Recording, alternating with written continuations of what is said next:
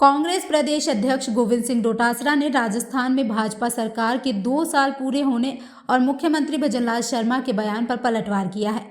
भाजपा पर आरोपों की झड़ी लगाते हुए डोटासरा ने कहा कि आज से ठीक 2 साल पहले राजस्थान में एक ड्रामा शुरू हुआ था, जिसमें पर्ची से मुख्यमंत्री का जन्म हुआ। उस समय ये खेल पूरे राजस्थान ने देखा, लेकिन अब फिर दिल्ली से आई हुई पर्ची को पढ़कर एक नया ड्रामा शुरू हुआ है। मुख्यमंत्री भजनलाल शर्मा पर सवाल उठाते हुए डोटासरा ने कहा कि मुख्यमंत्री जी को अपने 2 वर्ष के कार्यकाल की उपलब्धियों को बताना चाहिए था। जनता से 2 वर्ष पूर्व प्रधानमंत्री व भाजपा ने चुनावों में जो वादे किए थे, कितने पूरे हुए, इस बारे में जानकारी देनी चाहिए थी, लेकिन ऐसा तो कुछ नहीं हुआ। आज राजस्थान सभी क्षेत्रों में पिछड़ा हुआ है। चिकित्सा की बात करें तो तत्कालीन कांग्रेस सरकार के शासन में मुख्यमंत्री चिरंजीवी स्वास्थ्य बीमा योजना के तहत जो इलाज 25 लाख रुपए में मिल रहा था, वो आज 5 लाख का हो गया है।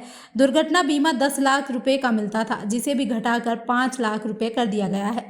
निःशुल्क दवा योजना में मिलने वाली दवाइयों की संख्या घट गई है। CHC, PHC अस्पतालों में निःशुल्क दवाइयाँ अनुपलब्ध हैं। जो मिल रही हैं उसमें कुछ नकली भी पाई जा रही हैं। पर इन सब पर क्या कार्रवाई हुई? कुछ नहीं। आज RGHS योजना दम तोड़ रही है। 400 से अधिक अस्पताल इस योजना से बाहर हो गए हैं। सांचौर में कांग्रेस सरकार के द्वारा बनाया जा रहा मेडिकल कॉलेज इस सरकार ने निरस्त कर दिया है। किसानों को खाद नहीं मिल रही है, लाठी खानी पड़ रही है। लोगों को लाइन में लगते हुए पूरे देश ने नोटबंदी के अवसर पर देखा था, किंतु अब राजस्थान में खाद के लिए आधार कार्ड की लाइन लग रही है, क्योंकि खाद कब मिलेगी, उसमें कितना समय लग जाएगा, इसका किसी को पता नहीं। समय की कोई सीमा नहीं है, कई दिन लग रहे हैं। किसानों पर लाठियां बरस रही हैं। चुनावों में जो गेहूं पर बोनस देने की घोषणा थी, वो नहीं दिया जा रहा। गेहूं की 2700 रुपए पर खरीद नहीं हो रही। किसान सम्मान निधि 12,000 रुपए देने का वादा किया गया था, जो अभी तक नहीं दी गई। मंत्री उर्वरक कंपनियों पर छापे मार रहे हैं। इनका कृषि मंत्री खुद कह रहा है कि किसानों की जायज समस्या है। कह रहे हैं कि बात हम तक नहीं पहुंची है, लेकिन मुख्यमंत्री की प्रेस कॉन्फ्रेंस में सरकार के कामों को गिनवाने की बजाय कांग्रेस पर आरोप लगाने पर ज्यादा जोर दिया जा रहा है।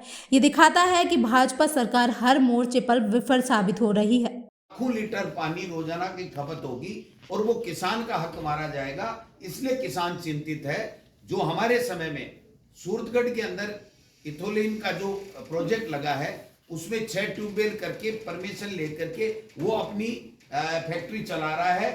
उसके ऊपर कोई दिक्कत नहीं है, किसी किसान ने ऐतराज नहीं किया।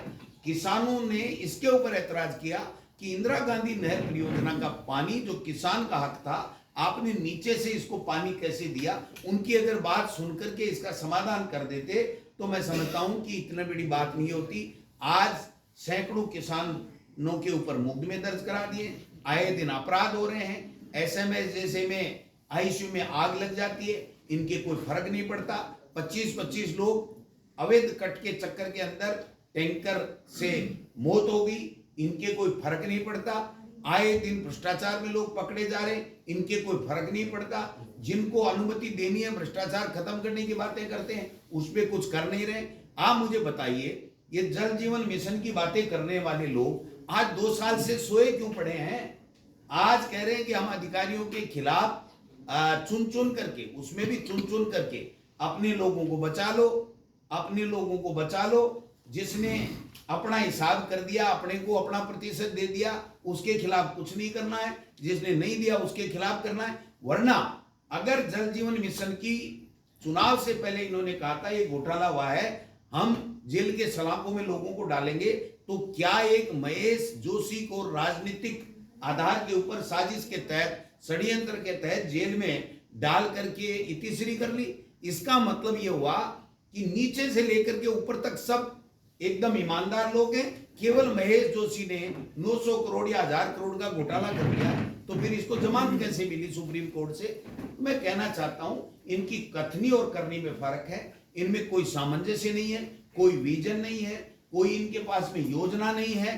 बजट पेश करते हैं, एलिवेटेड रोड जयपुर की बात करते हैं, और उसके बाद में इन्हीं का वित्त विभाग, इन्हीं की सरकार ये कहती है कि ये गैर जरूरी है, इसकी जरूरत नहीं है, इनको हम लोग इससे बजट से घोषणा से खत्म करते हैं।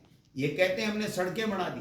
मैं लिख के दे रहा हूं, जो कांग्रेस सरकार के समय जो सड़कें स्वीकृत हुई थी, आज तक उनका पेमेंट नहीं हुआ, और वो सड़कें भी पूरी नहीं हुई। ये कहाँ के सड़क नेटवर्क की बात कर रहे हैं? सड़कें टूटी पड़ी हैं।